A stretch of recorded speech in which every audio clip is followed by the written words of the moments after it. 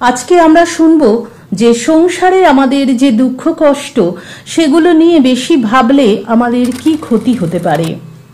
এ প্রসঙ্গে কি বলেছেন ঠাকুরমা এবং কি বলেছেন পূজনীয় মহারাজরা। অমৃত সুরলহরীতে সবাইকে স্বাগত জানাই। আশা করি আপনারা সকলে খুব ভালো আছেন, সুস্থ আছেন শ্রী শ্রী মায়ের কৃপায়। আজকে আমরা শুনব সংসারের দুঃখ কষ্ট নিয়ে। আমরা প্রত্যেকেই সংসারী এবং আমাদের এই সংসার জীবনে অনেক জ্বালা যন্ত্রণা আছে। কখনো কারোর সঙ্গে মতের অমিল হলো, সেখানে বাঁধলো ঝগড়া, বিষয় আশয় নিয়ে বাঁধলো ঝগড়া। বিভিন্ন কারণে আমাদের সংসারে ঝামেলা ঝঞ্ঝাট লেগেই থাকে। সংসারের এই ঝামেলা ঝঞ্ঝাট নিয়ে আমরা অনেক সময় ভেবে ভেবে নিজেরা ভীষণ কষ্ট পাই। তো সেই কষ্ট থেকে মুক্তি আমরা কিভাবে পাবো এবং সেই নিয়ে বেশি ভাবলে আমাদের কি ক্ষতি হয়, চলুন আমরা শুনি সেই কথা। শ্রী শ্রী মা বলছেন, সংসারের দুঃখ কষ্ট নিয়ে বেশি ভাবতে নেই, সুখ দুঃখ মিলেই এ জীবন। এক জীবনে কারো সুখ বা কারো দুঃখে কাটে না। মানে একটা জীবন শুধুমাত্র সুখেই কেটে গেল, আবার একটা জীবন শুধুমাত্র দুঃখেই কেটে গেল, তা কখনো হয় না।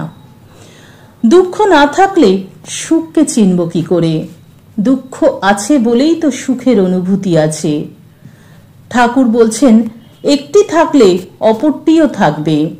শুধুমাত্র আলো আছে অন্ধকার নেই, তা হয় না। শুধুমাত্র সুখ আছে দুঃখ নেই, তা হয় না। সুখ দুঃখ সবই আসবে জীবনে, কিন্তু সেই সুখ দুঃখ আবার দূরও হবে আমাদের জীবন থেকে, যদি আমরা ঠাকুর মায়ের কথা মতন চলতে পারি। পূজনীয় স্বামী বিরজানন্দজি মহারাজ বলছেন, অনিত্য সংসারে যেমন সংযোগ তেমনি বিরহ। যেখানে সম্পদ সেখানেই বিপদ, যেখানে সুখ সেখানেই দুঃখ, যেখানে অর্থ সেখানেই অনর্থ, যেখানে ভোগ সেখানেই রোগ, যেখানে বিষয় সেখানেই বিষাদ। এসব দেখে ও শুনেও লোক কি সুখে তাতে জড়িত হয়। বিষয় সেবায় যে আপাত সুখ আছে তাই মানুষের সর্বনাশ করে। লোকে কোটি দুঃখের পর নামমাত্র সুখ পেলেই সকল দুঃখ ভুলে যায়। তাহলে কি আমরা সংসার ছেড়ে চলে যাব? তাহলে কি আমরা সম্পদ বিষয় আশয় যা আছে সব বিলিয়ে দেব? কি করব আমরা তাহলে? মহারাজ বলছেন, সকল বিষয়ে পরিণাম চিন্তা করে কাজ করলে দুঃখের হাত হতে রেহাই পাওয়া যায়। যে ঠেকেও শেখে না তার দুঃখকে নিবারণ করতে পারে। যে জেগে ঘুমায় তাকে কে জাগাতে পারে? যাতে আর এ জগতে আসতে না হয়, বারবার এসে আবার অনন্ত যন্ত্রণা ভোগ করতে না হয়, তার উপায় করাই জীবনের সার্থকতা। সংসারের জ্বালা যন্ত্রণা নির্যাতন মন কষাকষি ঝগড়া অশান্তির কথা ক্রমাগত ভেবে ভেবে হাউতাশ করে মন খারাপ করবে না, তাতে কোনো ফল নেই। বরং ওই সব নিয়ে মনে মনে বা অপরের সঙ্গে যত আলোচনা করবে তত অশান্তি আরো বেড়ে যাবে, 1 গুণ 10 গুণ হয়ে দাঁড়াবে ও জীবন দুর্বিষহ বোধ হবে। যত পারো সহ্য করে যাবার চেষ্টা করবে। কথায় কথা বেড়ে যায়, তাই কেউ কিছু বললে উপেক্ষা করে চুপ করে থাকাই ভালো। বোবার শত্রু নেই। যে সয় সেই রয়, যে না সয় সে না সয়। ঠাকুর বলতেন, মিষ্ট কথায় মিষ্ট ব্যবহারে সেবায় ভালোবাসায় সকলেই বশ হয়। আজ না হয় 2 দিন পরে হবে। মনে খুব জোর সংকল্প আনবে। বারবার বিফল হলেও শোধরাতে চেষ্টা করবে। ভগবানের কাছে তোমার সব দুঃখ জানাবে, কাঁদবে, অন্তরের সঙ্গে প্রার্থনা করবে তোমার সব ত্রুটি দূর করে দিতে। অপরকে শোধরাতে যাওয়া বৃথা, পাগলামি। নিজেকেই শোধরাতে হয়। কারো উপর দেশ ভাব রাখবে না। আপনি ভালো তো জগৎ ভালো। এ যদি না পারো তো সে তোমার দোষ ও তার ফলও নিজেকে ভুগতে হয়। তা হতে কেউ তোমাকে নিষ্কৃতি দিতে পারে না। মহারাজ বলছেন, আমি অবশ হয়ে সব করছি, আমি যন্ত্র, তিনি যন্ত্রী, একথা তার পক্ষেই বলা সাজে যে ঈশ্বর ইচ্ছার সঙ্গে নিজের ইচ্ছাকে এক করতে পেরেছে। সে এক পরম ভক্তই পারে, যে পরমেশ্বর ছাড়া আর কিছুই জানে না। তার পা কখনো বেতালে পড়ে না, তার দ্বারা কোনো খারাপ কাজ হয় না, তার হৃদয় অদম্য শক্তি অনুপ্রেরণায় ভরা থাকে, তাতে নৈরাশ্য ভাব আসে না, সে সুখে দুঃখে বিচলিত হয় না, তার নাহুং নাহুং তুহু তুহু ভাব সর্বদা থাকে।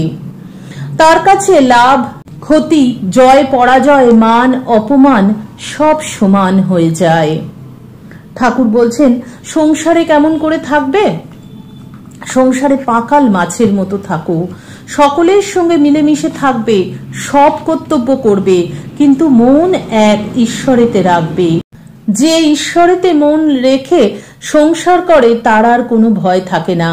ঠাকুর বলছেন, ঈশ্বরে ভক্তি লাভ না করে যদি সংসার করতে যাও তাহলে আরো জড়িয়ে পড়বে, বিপদ শোক তাপ এসবে অধৈর্য হয়ে যাবে, আর যত বিষয় চিন্তা করবে ততই আসক্তি বাড়বে। তেল হাতে মেখে তবে কাঁঠাল ভাঙতে হয়, তা না হলে হাতে আঠা জড়িয়ে যায়। ঈশ্বরে ভক্তিরূপ তেল লাভ করে তবে সংসারের কাজে হাত দিতে হয়।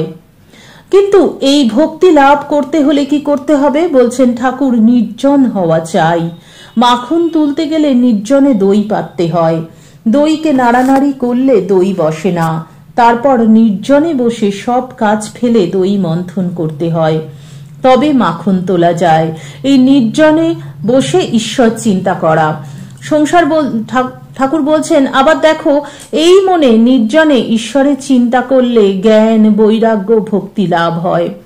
কিন্তু সংসারে যদি তুমি মন ফেলে রাখো তাহলে ওই মন নিচু হয়ে যায়, সংসারে কেবল কামিনী কাঞ্চন চিন্তা। ঠাকুর বলছেন, সংসার জল আর মনটি যেন দুধ, যদি জলে রাখো ফেলে রাখো তাহলে দুধে জলে মিশে এক হয়ে যায়, খাঁটি দুধ খুঁজে পাওয়া যায় না। দুধকে দই পেতে মাখন তুলে যদি জলে রাখা যায় তাহলে ভাসে।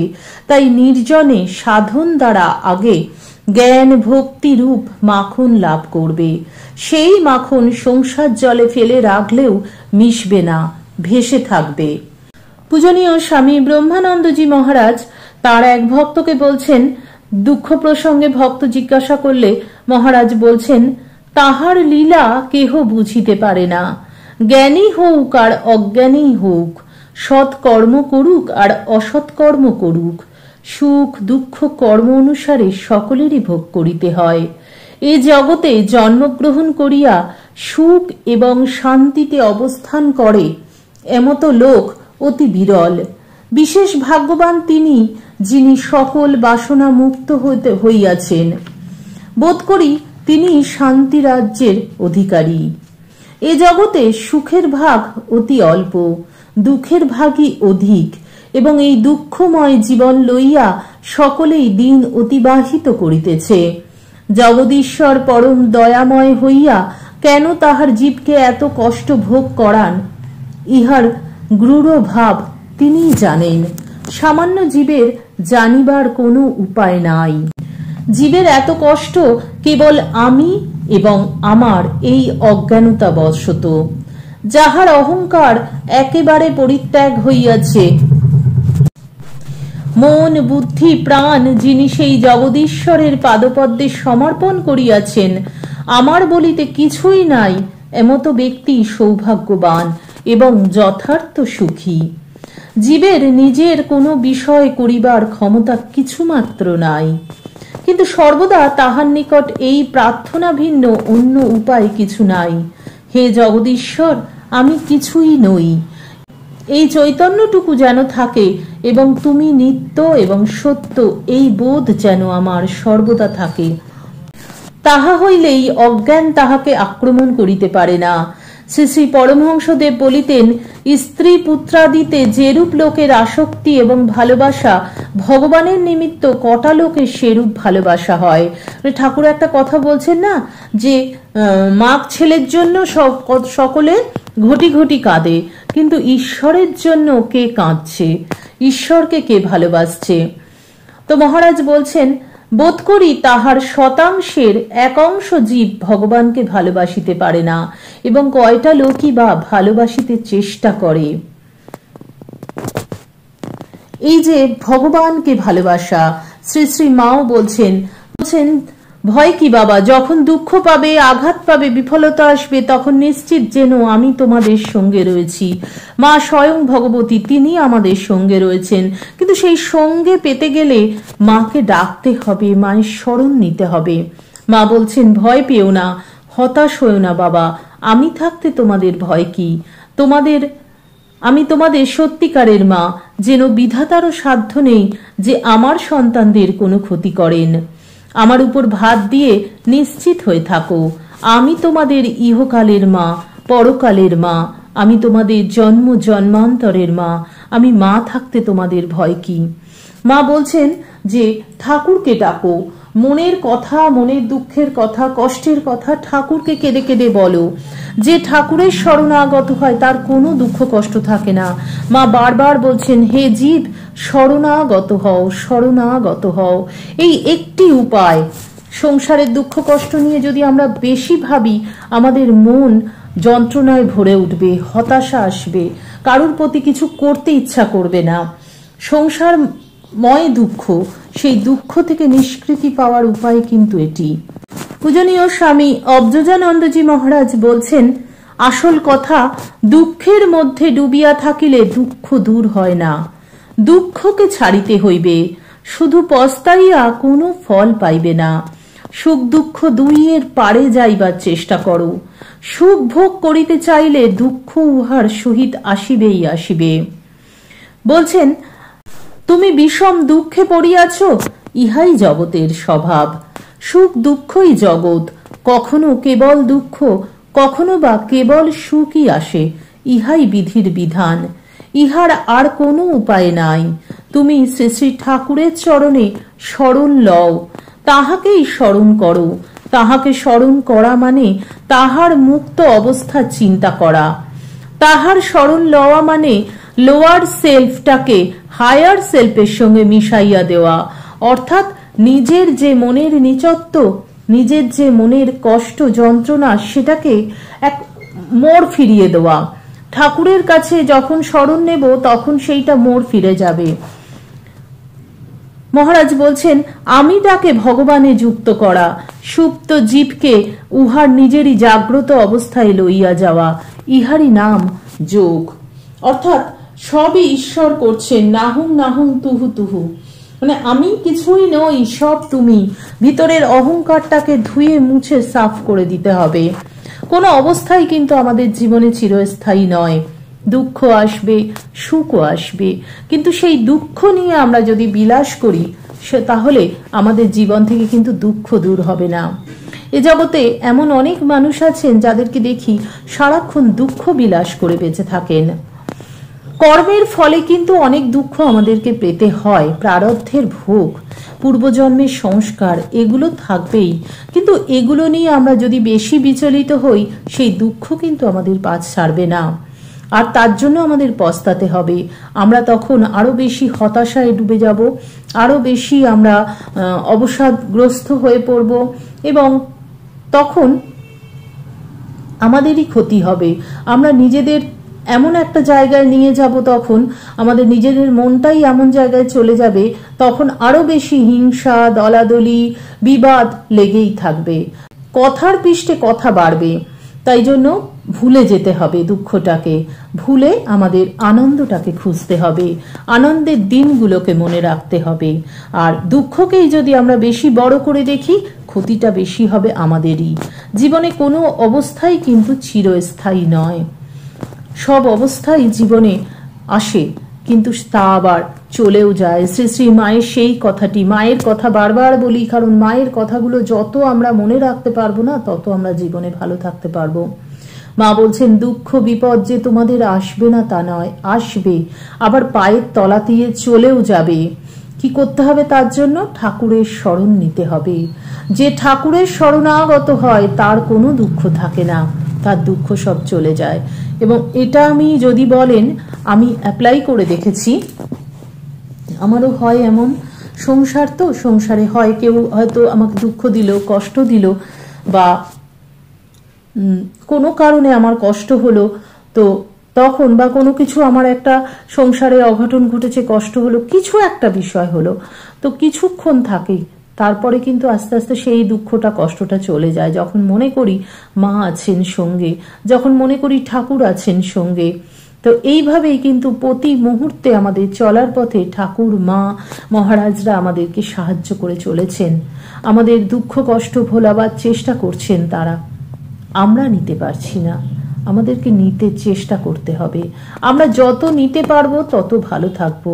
আর আমরা যদি শুধুমাত্র শুনেই যাই বা পড়েই যাই তাদের কথা, তাহলে হবে না। আমাদের এই অন্তরে তাদের কথাগুলোকে গেঁথে নিতে হবে, এবং যখন আমরা কোনো পরিস্থিতিতে পড়বো না তখন সেটা চিন্তা করতে হবে। যেমন মহারাজ বলছেন, শরৎ মহারাজ, যে মা দেখো আমরা সামান্য কারণে কত হইচই চেঁচামেচি অশান্তি করি, মাকে দেখো কত ধৈর্য, কত সহ্য। তো আমাদের সেই ধৈর্য সহ্য আনতে হবে ভিতরে, এবং ক্ষমা করবার শক্তি রাখতে হবে। কেউ আমাদের সঙ্গে কোনো খারাপ ব্যবহার করলে, কিছু করলে ভালোভাবে ভাবতে হবে। কেউ খারাপ, যাকে ওটার মধ্যে ও এরকম করে ফেলেছে, হয়তো ও বুঝে করেনি, এইভাবে যদি আপনি ভাবেন তখন দেখবেন আপনার মনটা অন্যরকম চিন্তায় ডুবে যাবে। আর যদি ভাবেন ও এরকম করলো, ওর আমি প্রতিশোধ নেব, তখন অন্যরকম একটা মনের ভাব হবে। তাই মনকে আমরা যেভাবে যে রঙে ছুপাবো সেই রঙেই আমাদের মন ছুপবে। আর যদি দুঃখ বিলাস করি, দুঃখ বিলাসেই আমাদের মন ডুবে থাকবে সর্বদা।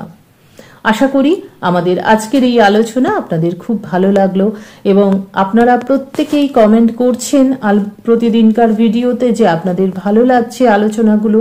এটা জানতে পেরে আমারও ভীষণ ভালো লাগছে। এই সবই ঠাকুর মায়ের কৃপা। আপনারাও যে ঠাকুর মায়ের কথা শুনছেন, তাদের কৃপা ভিন্ন এই জগতে কিছুটি হয় না। শ্রী মা বলছেন যে ঈশ্বর ইচ্ছা ছাড়া তৃণটিও নড়ে না। এই যে আমি আপনাদের কাছে পাঠ করছি এবং আপনারা শুনছেন, এও তার ইচ্ছা, তার কৃপা। তো সত্যি খুব ভালো লাগছে, এবং আমিও এরকম পাঠ করতে করতে অনেক কথা কিন্তু শিখতে পারছি, জানতে পারছি আপনাদের সাথে সাথে। আজকের মতন এখানে বিদায় নেব। যেতে যেতে বলবো, যারা আমাদের চ্যানেলটি এখনো সাবস্ক্রাইব করেননি, প্লিজ সাবস্ক্রাইব করে পাশে থাকুন। পাশের বেল আইকনটি ক্লিক করে রাখবেন, তাহলে আমি যখনই কোনো ভিডিও আপলোড করব আপনারা তার নোটিফিকেশন সবার আগে পেয়ে যাবেন। ঠাকুর মায়ের কৃপায় সকলে খুব ভালো থাকুন, সুস্থ থাকুন, সকলের মঙ্গল হোক, সকলের ভালো হোক। ঠাকুর মায়ের চরণে প্রণাম জানিয়ে আজকের ভিডিও এখানেই শেষ করছি। হরি ওম তৎসৎ। রামকৃষ্ণ অর্পণমস্তু। জয় মা শারদেশ্বরী, জয় তু স্বামীজি মহারাজ, জয় গুরু মহারাজ জি। সমস্ত মহারাজদের চরণে প্রণাম জানাই।